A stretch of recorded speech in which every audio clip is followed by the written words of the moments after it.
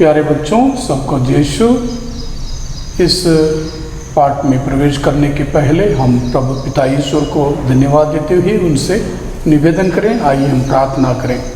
हे सर्वशक्तिमान शाश्वत ईश्वर, आज के इस वक्त के लिए, टाइम के लिए हम तुझे धन्यवाद देते हैं।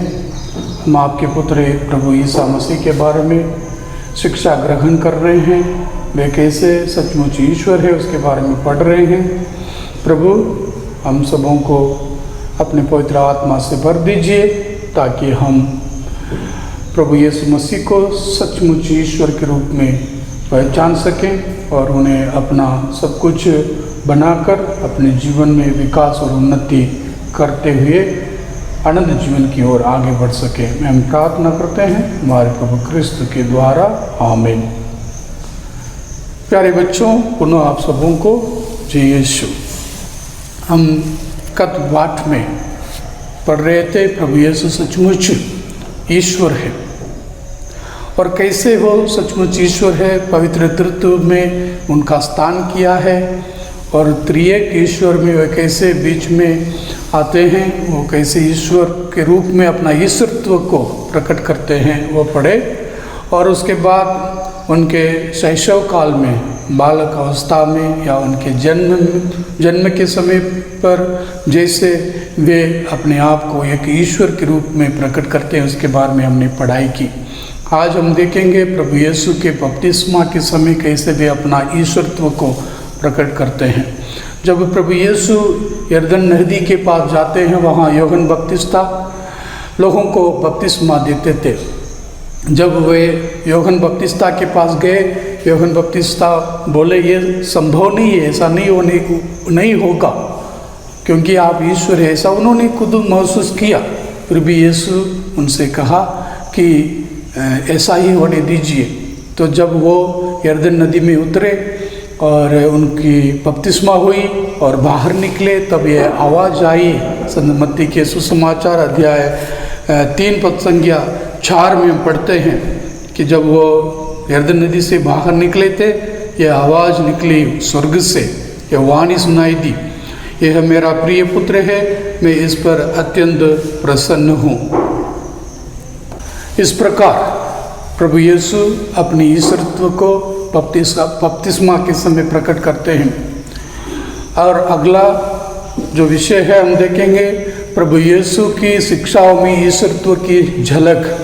प्रभु यीशु अपनी शिक्षाओं में हमेशा अपनी ईश्वरत्व को प्रकट किया करते थे।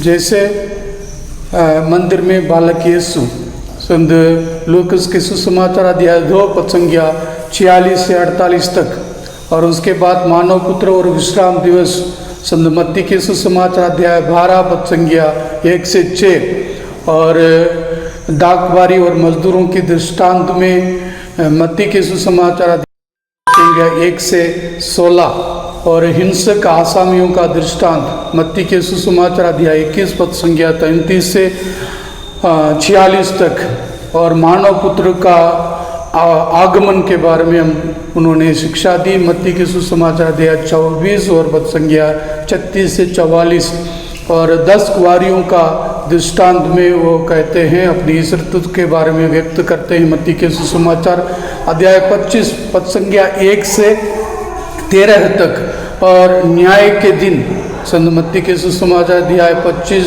पद संज्ञा 31 से लेकर 46 तक। इस प्रकार प्रभु यीशु अपने शिक्षाओं के द्वारा अपनी ईश्वरत्व को उन्होंने प्रकट किया।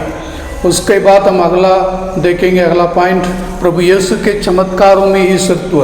प्रभु यीशु अपने चमत्कारों के द्वारा वे कौन है इसका प्रकटीकरण करते थे।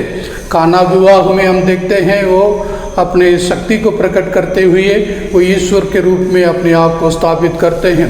यूहन्ना के सुसमाचार अध्याय 2 पद संज्ञा 1 से 12 तक। उसके बाद पदाधिकारी के पुत्र के स्वास्थ्य लाभ में यूहन्ना के सुसमाचार अध्याय 4 पद संज्ञा 43 से 54 तक, और उसके बाद लकवाग्रस्त मनुष्य का स्वास्थ्य लाभ जो 38 वर्षों तक कुंड पर पड़ा हुआ था, यूहन्ना के सुसमाचार अध्याय 5 पद संख्या 5 से 9, और लकवाग्रस्त मनुष्य का स्वास्थ्य लाभ मार्कुस के सुसमाचार अध्याय 2 पद संख्या 1 से 12 तक कोड़ी की स्वास्थ्य लाभ, मार्कुस 1:40 से 45 तक अवधूतग्रस्त मनुष्य को अवधूत से छुटकारा दिलाते हैं, मार्कुस 1:21 से 28 तक।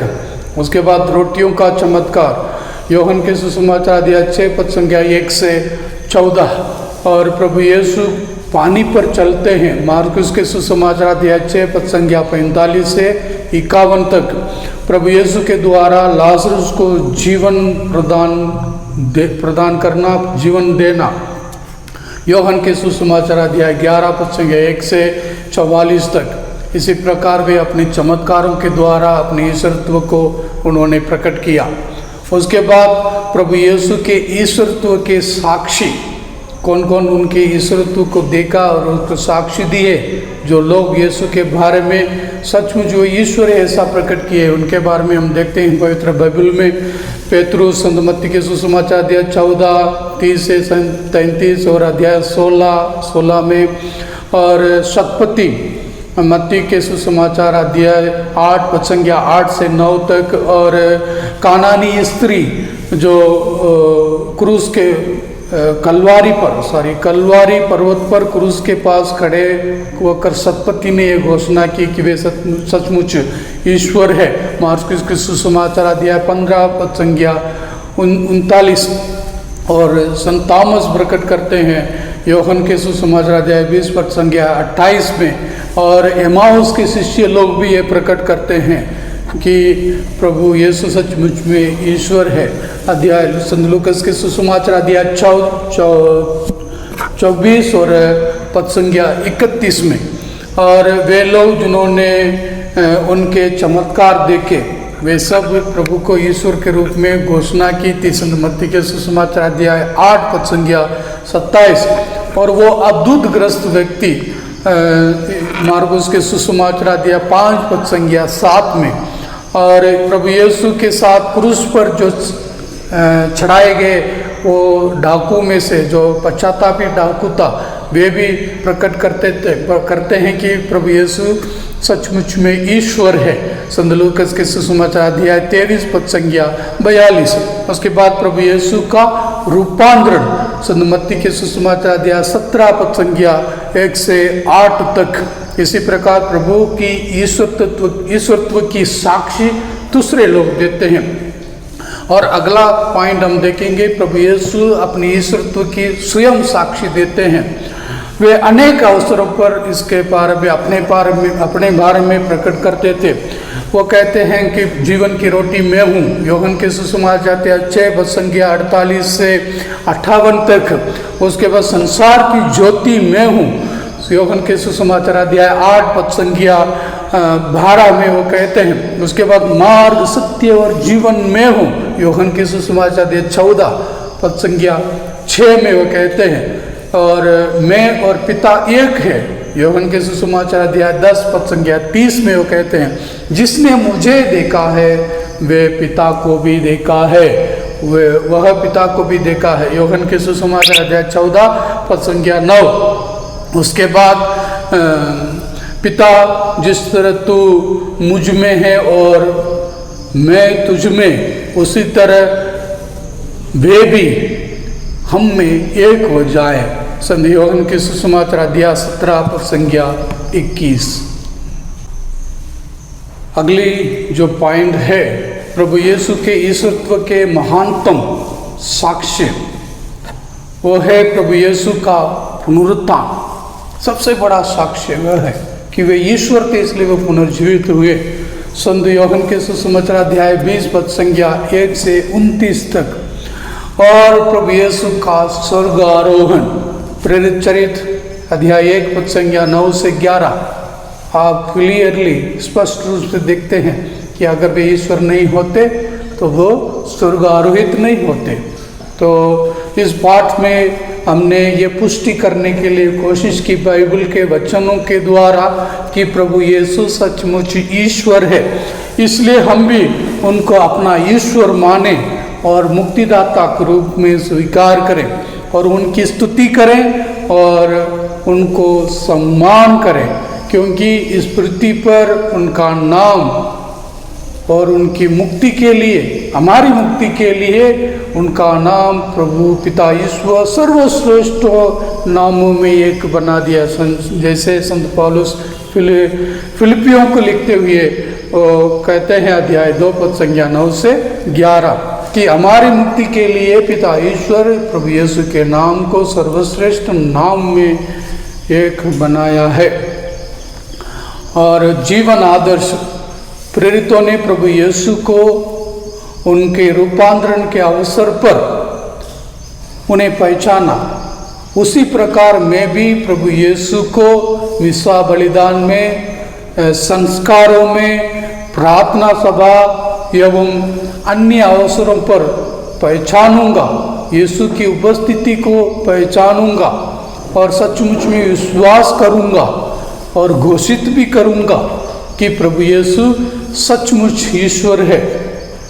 वो मैं उनकी आराधना करूंगा और उन पर भरोसा रखूंगा।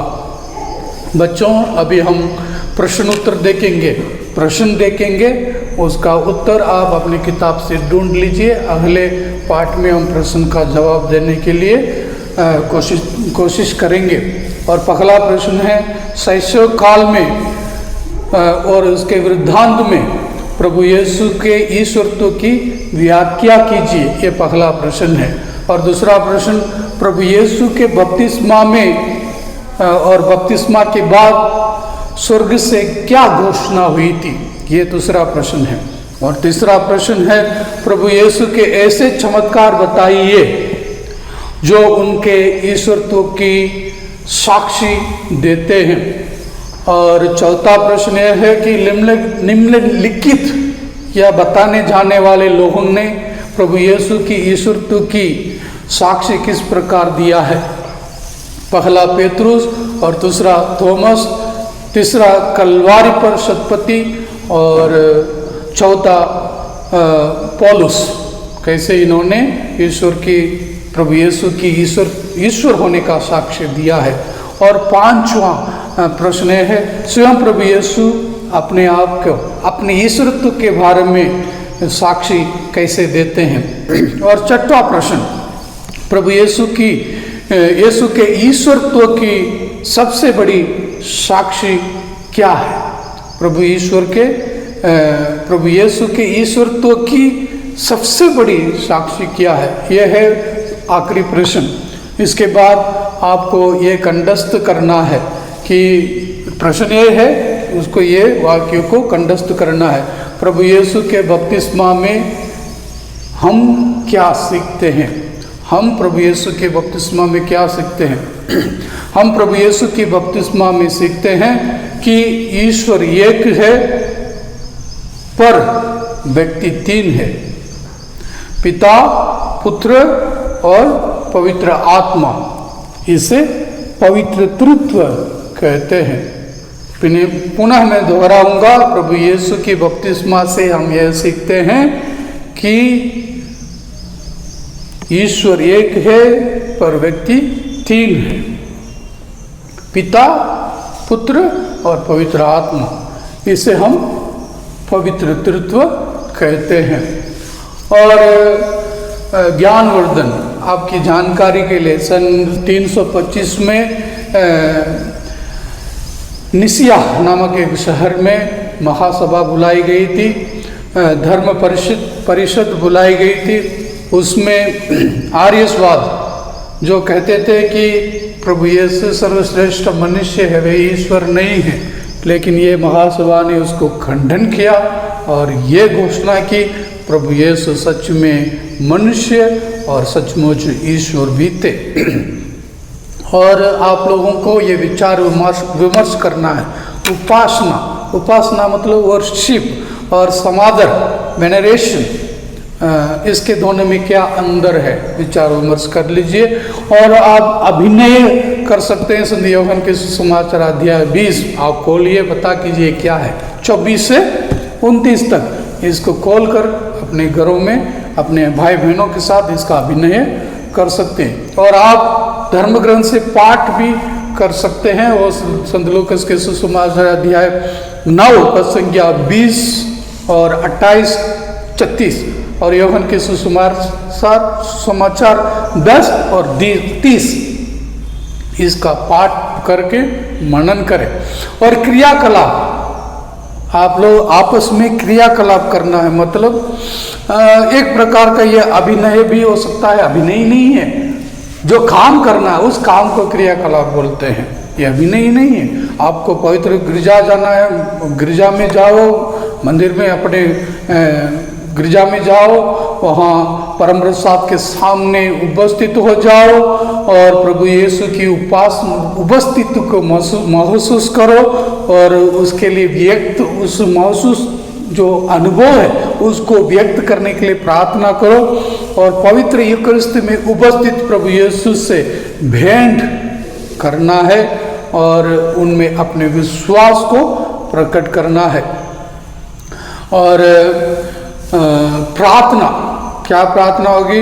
प्रभु यीशु ही ईश्वर के पुत्र है, इस पर एक लेख लिखना है आप लोगों को। वो लेख किसके लिए उपयोग करना है? पवित्र घड़ी में। आपके किताब में राइल बेटी दिया है और प्रभु यीशु के सब गुणों में एक एक बेटी में भर दीजिए, उसके अनुसार रंग भर दीजिए। और फिर हम अगले हफ्ते मिलेंगे प्रश्न उत्तर के साथ और अगले लेसन की शुरुआत करेंगे। आप सबों को यीशु धन्यवाद।